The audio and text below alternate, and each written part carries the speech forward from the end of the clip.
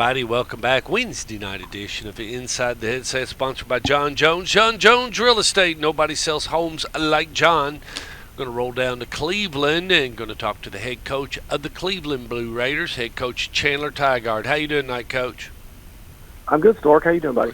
Doing good, doing good. I've talked to Coach Rankin. I've talked to Coach Busby. I just got off the phone with Phillip, and now I'm on to you. 5-4, Coach, overall. 1-3 in the region. Talk about a little bit about last Friday night. Yeah, so we played number 1 Bradley Central. How good is he, Coach? Is he good? Well, we'll find out Thursday because they're playing. I don't know what Bearden's ranked now, but they're I think top 3, top 5. Is that tomorrow night? Tomorrow night. Is that the rival game? Is that the rival game? I think it is. Yep, and it's at Bradley Central. Oh wow! And then we just played all 3 of them. So we played Bearden first, then Maryville, then Bradley, all back to back to back.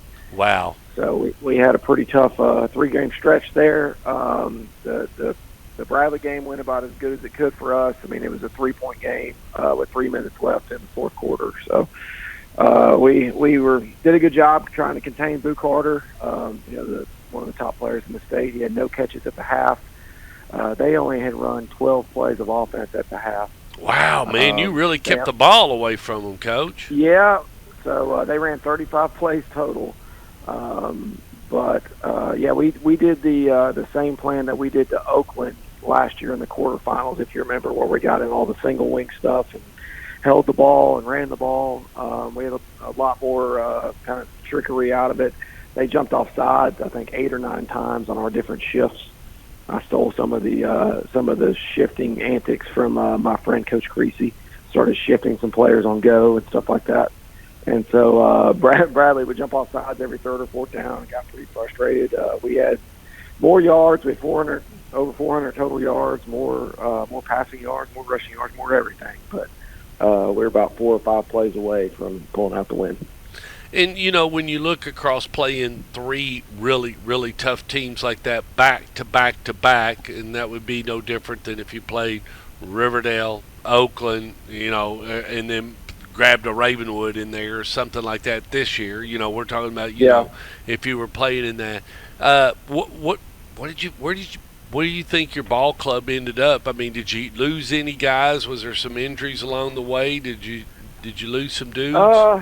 No, we didn't lose any injuries, but, I mean, we're just not very deep. We only play 20 to 25 players. So, really, we're a 5A size roster playing 6A. And, when we're playing 5A teams, we've rolled through them pretty good for the most part. It's just when we're playing in our region, it's hard for us to hold on for 4 quarters, even if we're not even going fast, because we just play all the skill players on both sides. And so that showed up in some of those games, especially the Maryville game.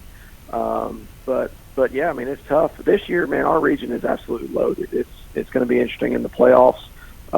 If we win Friday night, then we're the 4 seed. And I was looking at it. I didn't know if you win Friday night, then you've got the 4 seed wrapped up. If we win Friday, we're the 4, or if Farragut loses to Maryville, then we're the 4. So where do you go? Where do you match up? So who is your? We will go to Jefferson County. Okay, up there outside of Knoxville. Dobbins Bennett. You got that Tri-Cities, that region. Yep, and then Bearden, Bradley, and Maryville, they'll match up pretty good with that region, and then our game will be, if we make it, then our game will be probably the one to watch, and then it turns right around, and if we do beat Jefferson County the first. Then you come back to your home and you play somebody in your backyard. We're either going to Bradley or we're going to Bearden, and then you're playing Maryville in the next round. So, I mean, you're going to have to go through them all again. Well, no, I mean, Maryville will be a 3rd seed. They'll be. Yep, so they're going to have to travel. The other one. Yeah. So they're going to travel to the. They'll travel to the. The winner of this game, more than likely, and the loser of the game tomorrow night will probably catch in the second round. And 1 and 2 would have to lose, so Bearden and Bradley would have to be completely knocked out in the first round in order for Maryville to end up hosting a round 2, or to Correct. get to. So they're not going to get Yeah. to host a ball game. That's it. There's no way. I mean, No, I don't. no, not unless there's some major upsets out of the other regions. Right, right. I mean, I don't know how long. How long do you think it's been since they haven't hosted a playoff game? Oh, I bet that's a Dean Fox question. I mean, I need to get Yeah, him on. probably. I think it's been about 10 or 20 years since they've had 3 losses or whatever. So, but they've got it going now. They figured out during their bye week, and they put it together right before they played us. And then they upset Alcoa last week, and so now they're kind of back to being the Maryville that everybody thought they were going to be. They're playing a freshman quarterback, and he's really good, and he's getting better every week. And they kind of just figured it out over that bye week right before we caught them, unfortunately. Well, And then now they're rolling. well, and I mean, a freshman's got runway. I mean, if he grows and he gets better, and they start to where they're getting confidence in him, momentum, just continues to flow the right way, and they've been a winning school. So you knew if they did get a little bit sideways, it wasn't going to take them. The question of a good coach is how quick can you correct it. He's a good coach. He corrected it pretty quick, So I mean, Yeah, I mean, yeah, they got it figured out, and then Bearden's actually getting healthy, so they've had about 3 Division I players that were injured, and they're all going to be playing on Thursday. The Merriweather kid that transferred from Gallatin is committed to Purdue. He'll be playing tomorrow. And then their 2 starting defensive linemen are coming back, and then they've got a sophomore D1 left tackle about to come back. So people will see Bearden is probably one of the most probably top 3 talented teams in the state. So it's going to be interesting to see them and Bradley match up, and which one out of our region can finally make it over to catch Oakland at some point. everything else going okay? Yeah, it's going good. We got to beat the Hardin Valley Academy Hawks. They're coming in.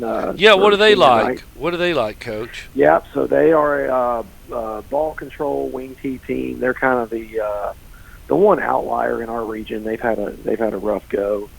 They compete with players with Bearden and with some of those at Farragut and some of those other schools right there in Knoxville. And so they've gone wing T, and they try to hold the ball, and they're playing good defense this year. They started out 3-0. They were winning 50-0, but they're on a 7-game slide right now. So it's going to be interesting to see how they come in. And it's senior night for us, and we've got 18 seniors that are all great kids, and they bought into our style of play year 1, which has never really happened before, to where they bought in this much. So we're trying to keep winning, and we don't have a lot of college prospects out of that senior group this year, so we're trying to keep winning as long as we can and keep them wearing shoulder pads for one more week. Well, and you like you said, it seems like to me you're having fun. You figured out what you got to do, and it is what it is. This is the ingredients I got at the Cleveland High School football kitchen. So you can only turn out what the ingredients is. Yeah, well, and we're building, Stork. And so Yeah. our JV team only lost 1 game this year. We created a freshman team for the first time in 8 years. Wow. And they played an entirely JV schedule, our freshmen did. They only lost 3 games. I mean, they did a great job, and they're playing Maryville and Alcoa and Macaulay's, JV teams. So they did a great job this year. We've got over 90 middle school players on the roster. So we just gotta build. We've got 42 freshmen, and if we can keep 40 freshmen a year for the next 3-4 years, then our numbers will finally get back up to where we'd like them to be. So. But overall, man, yeah, it's been a good year. We're having fun. The kids are bought in and enjoying it. The family loves it down here. So far so good. We're just gonna turn this thing around. We're trying to win our first playoff game for the first time in 9 years. So the first thing is we got to make the playoffs. We got to win on Friday, and then we got to try to beat Jefferson County for that first playoff win in a long time around here, and that would go a long way in turning this thing around. You like it down there in Cleveland, Brett? You like it? It's awesome. It's awesome, man. I can't brag on this place enough. So they love football. Football is very serious here. You would have thought we won the game as close as it was with Bradley and the number 1 team on Friday. And the way everybody's acting during the week, we don't get into moral victories, but it's just nice that everybody attends the game. I mean, it was a massive crowd, TV audience. We got the live DJ going. We busted out some chrome blue helmets, and the kids really enjoyed those for the first time. We surprised them on game day. So it's been a fun year, man. And like you said, you like living down there, and the family likes it. So you've got a place you can hang out now. That's the plan, brother. So it's going real well, man. We gotta win this game on Friday, and then somehow figure out a way to win this playoff game, and hopefully we can make a run in the second half of the season. Coach, I can't thank you enough for being on Inside the Headset this season. We enjoyed having you. This is our last show, and we always end up even. And just appreciate you being on. Yeah, man, I can't thank you guys enough for still including us. Like once I told everybody, man, like once you coach in Rutherford County, you're pretty much in the Stork Vision family forever. And the fact that you kind of keep all these guys talking every week, and we stay in contact all throughout the year. I just think that's really cool, and it's a pretty neat fraternity. Like if you've been a head coach in that county, and now we're all kind of one group, and you're keeping that alive, man. That's pretty neat. I don't know anybody else that does that in the state. Well, there's nobody in the state. There's nobody in the United States. Let's get I'm it. I mean, there's nobody else that does what I do. I mean, that's it. I'm 23 years. We've been running out on a Friday night and trying to give the fan an equal chance, and give all the plays or whatever it is. We're not shading anything, but we look at it as, man, if they got the stronger team, it's just until somebody knocks them off, somebody's got to figure it out. So it is what it is. And I keep warning everybody down here. I'm like, man, y'all don't know about that Middle Tennessee and that Rutherford County football, and everybody keeps saying they want to get to Oakland. I'm like, all right, well, be careful what you wish for. So, well, and I mean, it's going to be interesting. Will was talking about it the other night. I finished up his interviewed Kevin today, Battle of the Borough being on Friday, and Will was talking about it and just said point blank. He said, I got 7-8 copies. I got 7-8 games, Stork, and you know what?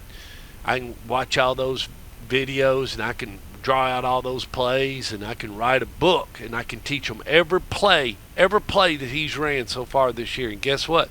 Come Friday night, none of those plays will be on his sheet. He will run a completely, totally different set of plays that I have never seen before in my entire life. Yeah, pretty much. I've tried to explain to people down here because our region is doing really well this year. We've got a lot of top 10 teams, and our 4 teams in the playoffs definitely deserve to be in the playoffs and haven't lost to. None of the 4 teams that will be in our playoffs have lost to a team with more than 3 losses. So it's not like some of the Middle Tennessee stuff where I've seen some teams that are going to be a 1 seed that are really going to be looking out for that 4 seed. Like I think if Blackman makes it in, they've got a good shot against Mount Juliet, and I don't. Our region, though, I think is pretty strong, but at the same time, be careful what you wish for. If you do make it to the semifinals and pick up Oakland, it's going to be a tough one. So we don't think it ain't over with it yet. Riverdale's got a really good team. Wills. That's true. That's true. Honestly, they play on Friday. I just spoke to the quarterback for Mr. Football, so I'm really impressed in what he's done in the from last year to this year. We just haven't seen them on film where I've actually watched some of Oakland, but. That's going to be an interesting game, man. But until somebody knocks off Creasy, man, it's going to be tough. Well, I went in to interview him for Siegel, and the first thing he said is, 288. I said, 288. He said, yep, 288. That's how many plays I can run against Siegel, 288 plays. So, he toys with you, and. Yeah, I tried to channel my inner Creasy last week against Bradley because I think we practiced for 3.5 hours a team out there when we're practicing in secret. And we're running nothing but single wing for 3 hours. And I was like, man, I feel like I'm at an Oakland practice right now. So we busted out an entire new offense that they had never seen before, and it gave them fits. So, I mean, if you can't beat them, then you join them, man. And sometimes you'll learn a trick or two from him up there. Well, he just had 127 hours in that beach game, that championship game, watching video. I mean, yeah. I saw him before kickoff. I said, how many hours we got in this one? He said, about 127. I was just like, good. People don't realize, I mean, that guy doesn't sleep when he gets that close. When he gets that close to the sun, he don't sleep. He lives in a cave. No, there's very few of them in the state that go after it like that, but he's always done it as long as I've done it. Yeah. Coach, good luck Friday night. Good luck in the playoffs. Safe travels wherever you go to as you move about in the fall. And we appreciate you being on Inside the Headset, and we'll talk to you soon. Hey, thanks, buddy. Tell Anthony and Judy and everybody thanks for me as well. Okay. All righty. See you. Bye. All right. Thanks, buddy. Bye. Bye. Bye.